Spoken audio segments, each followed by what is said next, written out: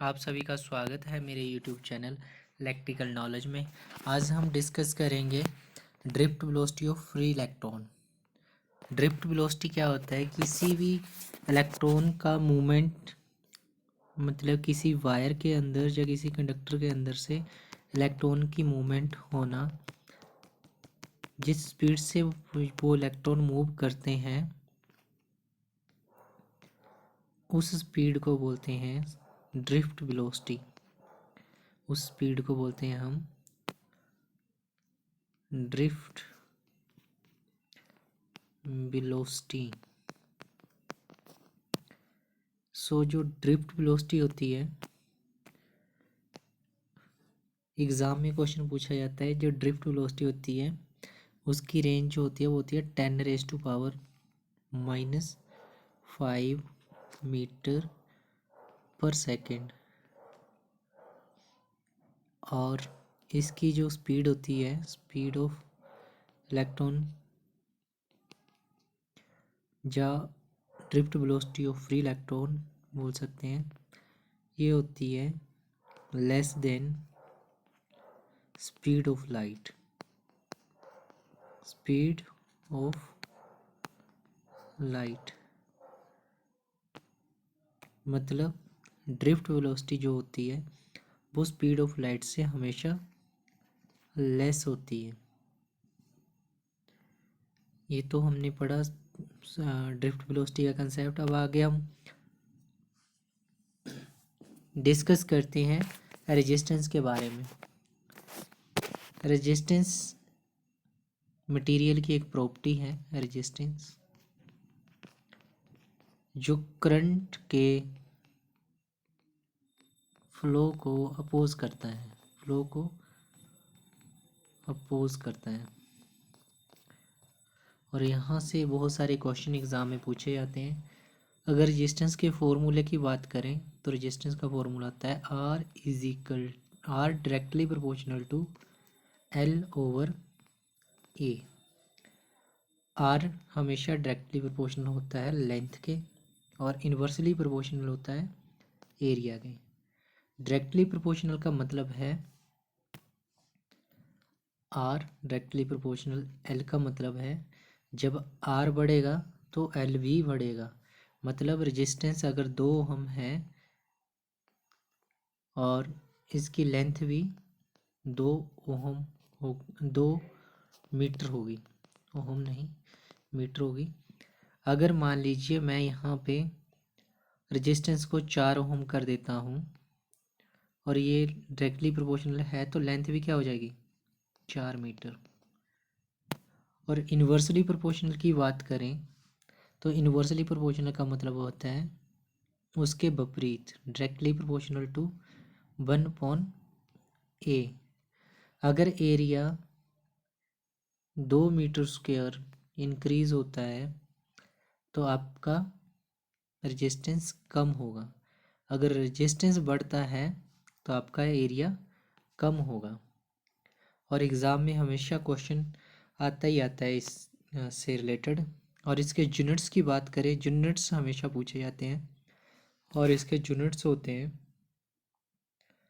R = row L/A।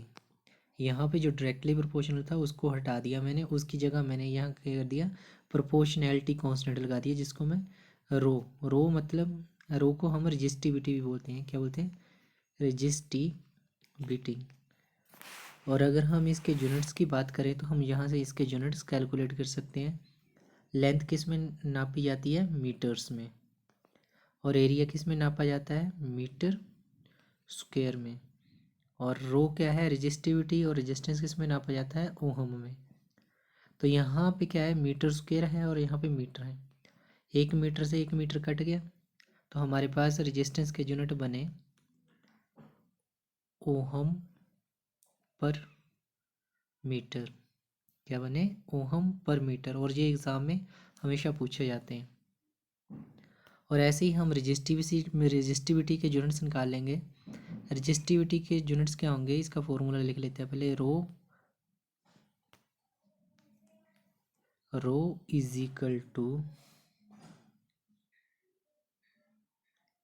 Are into area divided by length. तो यहाँ से मेरे यूनिट्स क्या बन जाएंगे, एरिया किस में नापते हैं हम, मीटर स्क्वायर में, लेंथ किस में हुई, मीटर्स में, और रेजिस्टेंस किस में होता है, ओहम में।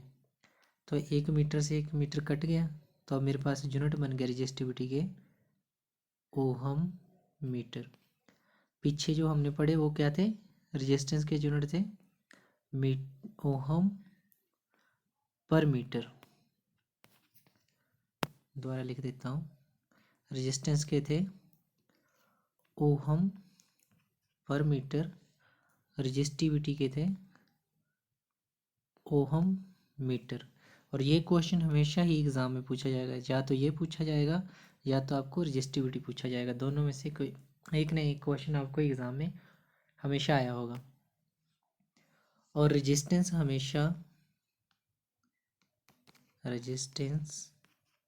हमेशा डिपेंड करता है, depend upon nature of material, nature of material. तो ये एग्ज़ाम में हमेशा क्वेश्चन पूछा जाता है कि resistance depend upon, resistance depend upon, नीचे ऑप्शन दिया होते हैं आपको लेंथ, एरिया, रेजिस्टिविटी, और साथ में दिया होता है आपको नेचर ऑफ मटेरियल, तो ये किसके ऊपर डिपेंड करता है, नेचर ऑफ मटेरियल के ऊपर।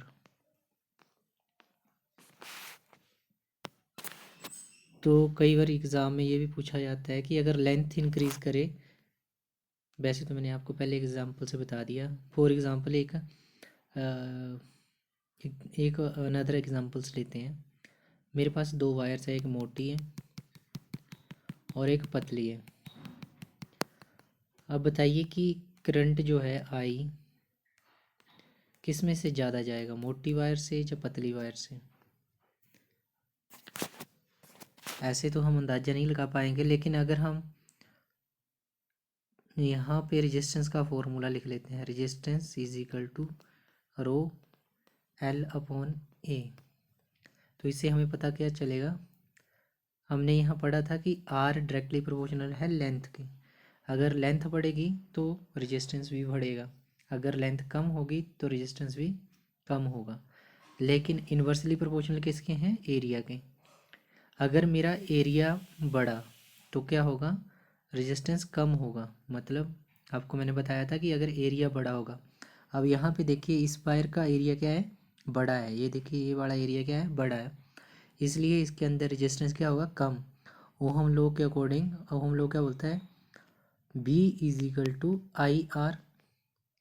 और यहाँ से अगर हमने आई निकालना हो तो क्या होता है, B अपॉन आर। अब यहाँ पे क्या है, आर क्या है,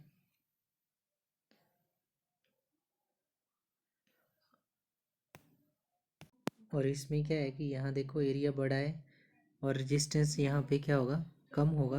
अगर रेजिस्टेंस यहाँ पे कम है तो आपके पास यहाँ पे करंट क्या होगा, बढ़ेगा। तो नेचुरल सी बात है कि जिसका एरिया ज़्यादा है उसकी क्या है, करंट ज़्यादा फ्लो होगा, और पतले वाले वायर्स में कम करंट फ्लो होगा। तो ये तो हमने कैलकुलेट कर लिया। और उसके बाद नेक्स्ट हम डिस्कस करेंगे, कल जो नेक्स्ट वीडियो होगी उसमें हम कंडक्टेंस, इन कंडक्टिविटी और जो हमारे रजिस्टर्स होते हैं उसके बारे में डिस्कस करेंगे। और कुछ ऐसे ही इंफॉर्मेटिव वीडियोस के लिए हमारे साथ बने रहिए। धन्यवाद।